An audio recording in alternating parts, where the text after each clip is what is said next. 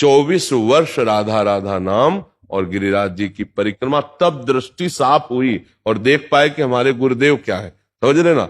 तो कहने को तो हम कह सकते हैं गुरु साक्षात परब्रह्म, लेकिन अंदर से मान्यता नहीं होती। मान्यता होती है मनुष्य है, संत है, अच्छे हैं, बस।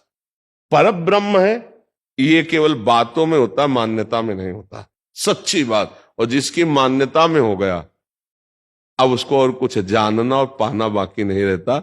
मोक्ष मूलम गुरु कृपा, वो जीवन मुक्त महात्मा हो जाता। पर फिर हम कहते हैं ये मान्यता बहुत कठिन मान्यता है, बहुत कठिन। जो अपने गुरु को परब्रह्म समझता है उसका तन मन प्राण सब गुरुदेव में समर्पित होता है। और ऐसे समर्पित गुरुदेव के भाव वाले को फिर भगवत साक्षात्कार दुर्लभ नहीं होता। वो गुरु के ही तन में नहीं, जिधर देखता है उधर वही दिखाई देता है। अखंड मंडलाकारम व्याप्तमेन चराचरम। पर गुरु निष्ठा बहुत दुर्लभ वस्तु है।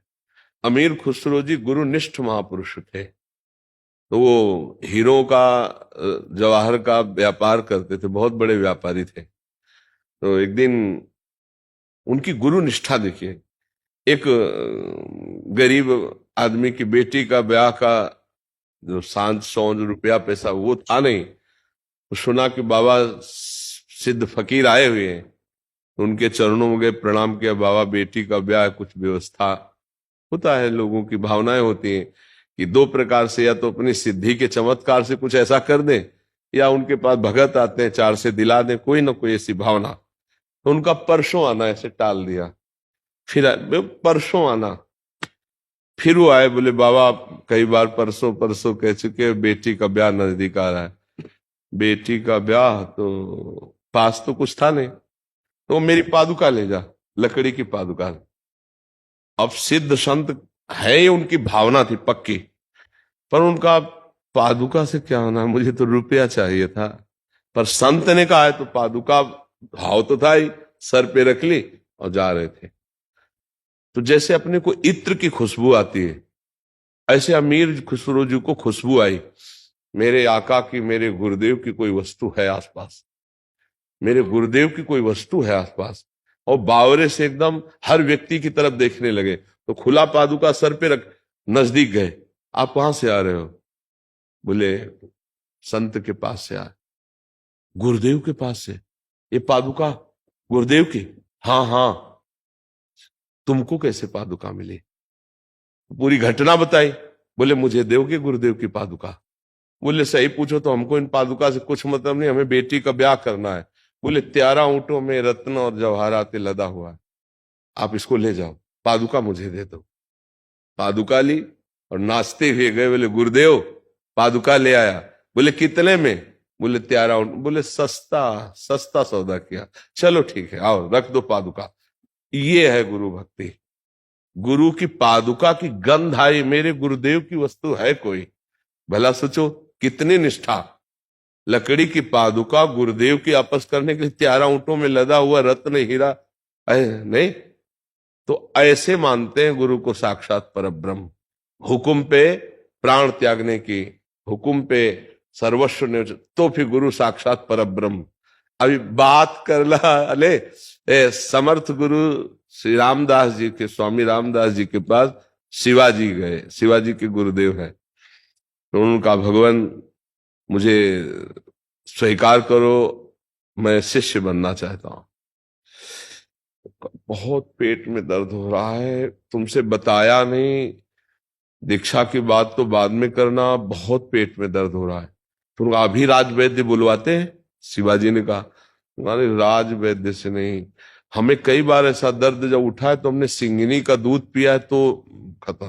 तो आप सिंगनी का दूध ले आओ। सिंगनी कोई कामधेनु गाय है क्या कि उसको ऐसे? तो कोई अस्त्र नहीं, कोई शस्त्र नहीं, कोई अंग रक्षक नहीं। और देखो सिंगनी का दूध साधारण पात्र में नहीं टिकता, स्वर्ण पात्र में। एक स्वर्ण का पात्र भर साथ होना चाहिए, कोई साथ नहीं। समझ रहे हो? मौत के मुख में डालना। उन्हें विश्वास था मेरे गुरुदेव साक्षात परब्रह्म है, आदेश का पालन करना। अभी दीक्षा नहीं दी थी।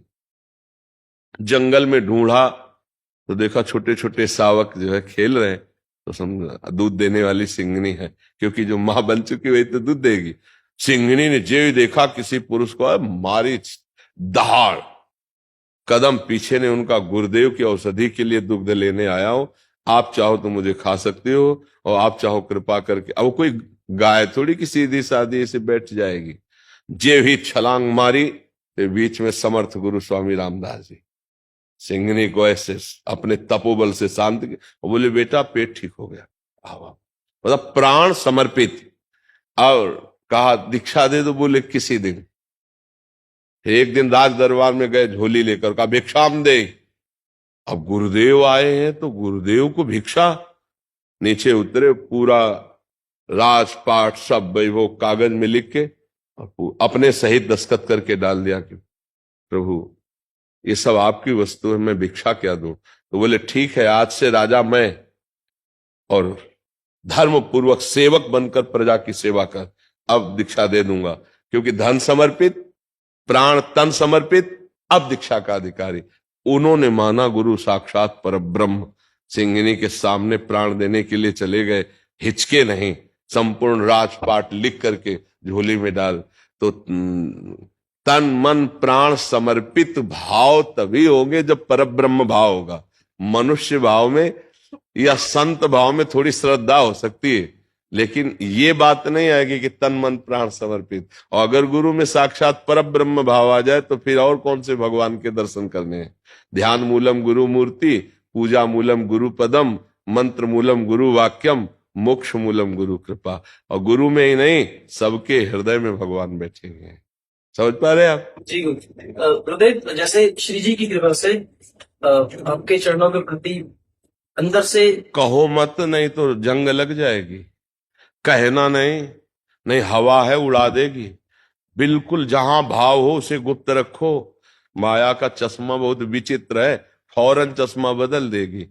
गरुण जी के हर समय सानिध्य में रहते हैं हरि, गरुण वाहन है। और देख लो चश्मा बदला तो उन्होंने देखा कि नाग पास में प्राणांतक कष्ट भोग रहे प्रभु, और मैं उन्हें मुक्त कर रहा हूं। ये मेरे प्रभु कैसे हो सकते हैं जिनको मैं दुख से मुक्त कर रहा हूं।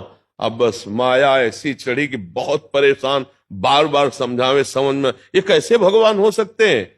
शंकर जी के पास गए तो भगवान शंकर ने कहा इस समस्या का समाधान तो काकभूषुंड जी के पास मिलेगा। तो बाद में उमा जी ने कहा आपने क्यों नहीं समझाया। बोले कीन होइस कबहू अभिमाना, सो खोवंचा कृपा निधाना। भगवान इनके अभिमान को, भगवान के वाहन महान गुण राशि ज्ञान समुद्र, गरुण महाज्ञानी गुण राशि, और उनको चपेट में ले लिया माया ने। तो अगर हम कहें हम अपने गुरु को साक्षात परब्रह्म मानते हैं तो परीक्षा आ जाएगी।